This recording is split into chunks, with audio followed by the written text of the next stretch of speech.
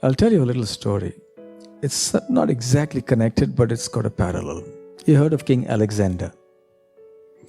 So he came all the way up to India, reached the Indus River. And then his soldiers were really tired. And they said, look, Alexander, we want to go back. We've had enough. So he said, all right, but I've come all the way here and I've heard about the yogis and the saints here in this land. So let me take one back so that I can show him to people of my country. So then with difficulty he found one in the forest who was deeply absorbed in meditation. So he went up to him. I guess he must have had an interpreter or something, translator. So he went up to him and said, I'm Alexander and I'm the king of Greece or Macedonia, whatever. And please come back with me to my country. I would like to take you back. So the saint told him, the yogi told him, no, thank you. I'd rather stay here.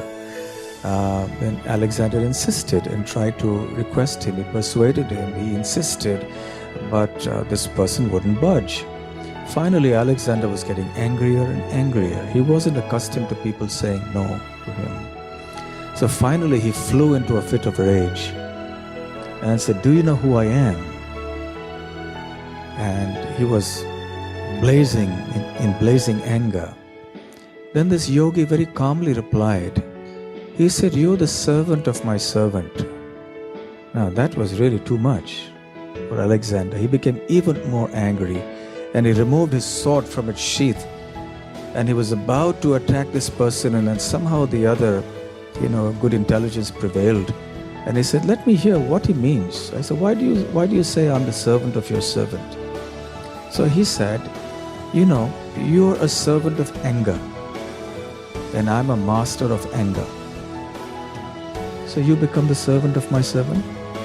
Because anger is my servant. I can use anger when I want, but I don't get controlled by anger, because anger is sometimes essential in this world, you see.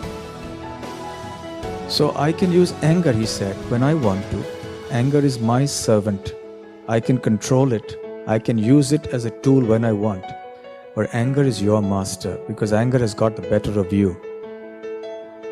So therefore, because you're the servant of anger and anger is my servant, therefore you're the servant of my servant. And Alexander was impressed. So in a similar way, I think we should try not to become servants of technology, servants of these instruments and appliances, servants of the shopping malls and so on, but rather we should make them tools and use them for a constructive purpose, for something that's really tangible and something of value.